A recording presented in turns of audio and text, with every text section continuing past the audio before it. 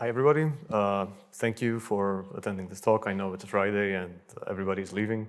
So my name is Constantine Doumanidis, and I am very excited to be here presenting our work that we did with my wonderful colleague, Prashant Rajput, and our amazing supervisor, Dr. Maniatakos. Our work is titled ICSPatch, Automated Vulnerability Localization and Non-Intrusive Hotpatching in Industrial Control Systems using Data Dependency Graphs. So what are industrial control systems, or ICS for short? ICS are basically the control systems and all the associated instrumentation that enable the automation of industrial processes. They are built to withstand their harsh industrial operation conditions, and they interface with the real world through various sensors and actuators. They can be found operating critical infrastructure, such as the smart grid, nuclear power plants, and desalination facilities. Consequently, we can understand why ensuring the robustness of these devices is crucial for safety. Traditionally, ICS have been very limited devices, but the fourth industrial revolution has ushered in new requirements and standards for the capabilities of ICS. Nowadays, ICS rely on widely available SoCs, they use commodity operating systems, and they feature enhanced networking and connectivity capabilities. So without a doubt, the most prolific device in ICS are Programmable Logic Controllers. PLCs, for short, are industrial computers that regulate a physical process by monitoring inputs from an array of sensors, then running the control logic, and based on these calculations, instructing their connected actuators accordingly. Modern PLCs often employ some type of operating system or firmware like RT-Linux or VxWorks. Now, the runtime software that runs on the PLC acts like a supervisor for the control algorithm that regulates the process. It has quite rich functionality, as it contains shared libraries, it schedules the execution of the control logic, and it also ensures that real-time requirements are met. It also fetches inputs from the memory mapped I/O and writes the outputs to the peripherals when the time comes. For our study, we choose to work with the Codesys runtime due to its market dominance, support of major vendors, and wide array of compatible devices. Now, PLCs work under a cyclical mode of operation known as the scan cycle. During the scan cycle, the PLC first reads its inputs from the memory mapped I/O, then executes the control application, and based on the outputs, it activates the connected actuators accordingly. The period of the scan cycle can range from a couple of seconds for slower processes like petrochemical processes, down to just a few milliseconds for faster-paced processes. The control applications themselves are written in a set of domain-specific programming languages which are defined in the IC standard. Such languages include ladder logic, structured text, function block diagrams, and so on. Now, moving on to the actual problem. As we mentioned before, PLC crashes can have very serious ramifications, and they can signify the existence of vulnerabilities which need to be patched.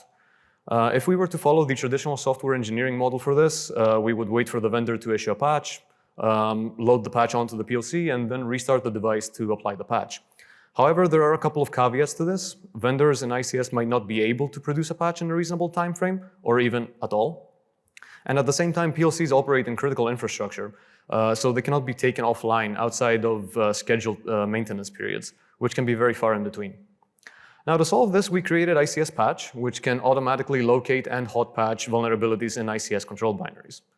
Hotpatching has been studied in the literature before, but it has mostly focused on the firmware level. However, hotpatching, the control application, differs significantly for a number of reasons. For one, control applications are compiled using proprietary compilers to proprietary non-standard formats. For instance, Codesys compiles its control binaries to binary blobs, whereas Siemens compiles theirs to bytecode.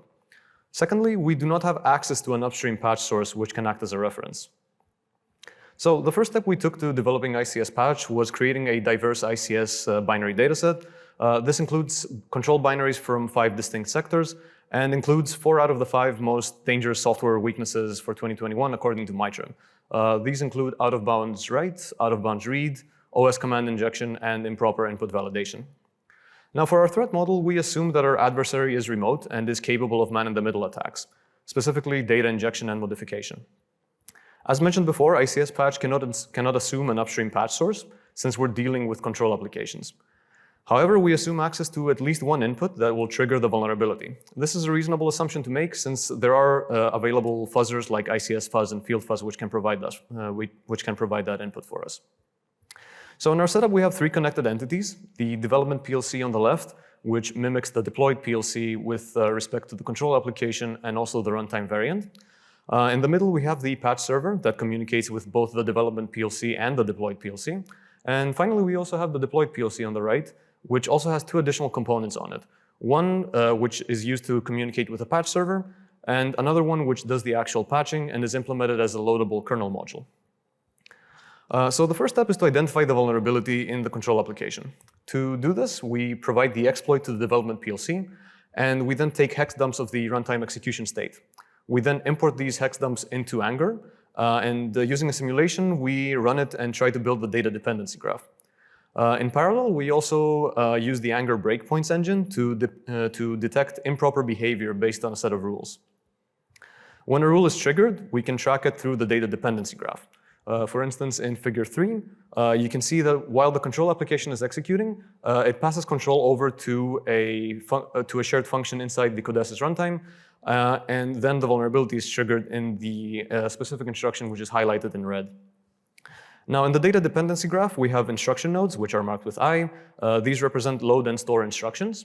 We also have memory nodes, which represent the target addresses that these load and store instructions operate on. And finally, we have transition nodes that represent instructions that manipulate these memory locations.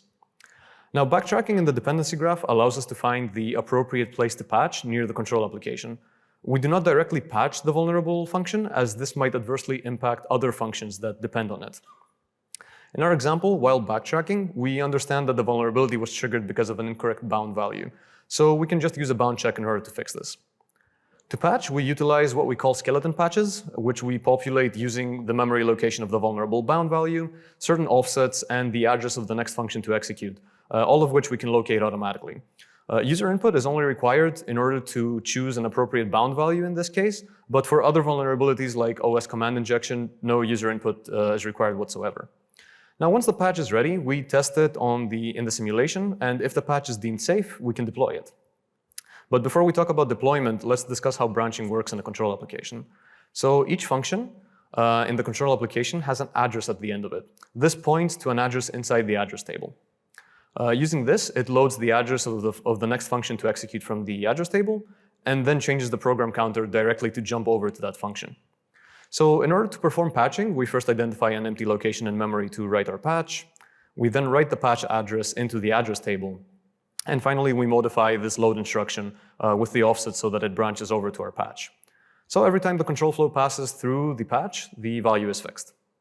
To evaluate ICSPatch, we run it on a dataset of control binaries and measure the time required for patch deployment. We also measure the time during which the critical patching operation takes place, in this case, overwriting the load instruction. And finally, we also measure the increase in the scan cycle time and find that all of these values are within acceptable bounds. So to make sure that we don't lead the execution of the control application into an undesirable state while patching, we adjust the nice priority value of the runtime process, and we also disable kernel preemption just for the duration of the critical write. We also did a study on two PLCs, the Wago PFC 100 and 200, and found that most of the CPU time is spent using the kernel idle handler, which means that our LKAM patcher has ample time to patch in between scan cycles. So finally, we also perform a case study in which we have a simulated multi-stage flash desalination plant, which interfaces with a Wago PFC 100 via digital to analog converter. And the Wago is in turn connected to the ICSPatch server, and the control logic on the PLC is vulnerable to an out-of-bounds write. So as you can see in figure 2, at around the 100th operation cycle, the vulnerability is triggered by the desalination process, resulting in the distillate product flow rate to decrease. Whereas when the vulnerability is patched, the process is no longer impacted. As you can see, it also remains stable throughout, meaning that we do not violate any real-time requirements. So this has been the presentation. The paper and the code can be found in the links on the slide. I'll be happy to answer any questions that you may have. Thank you.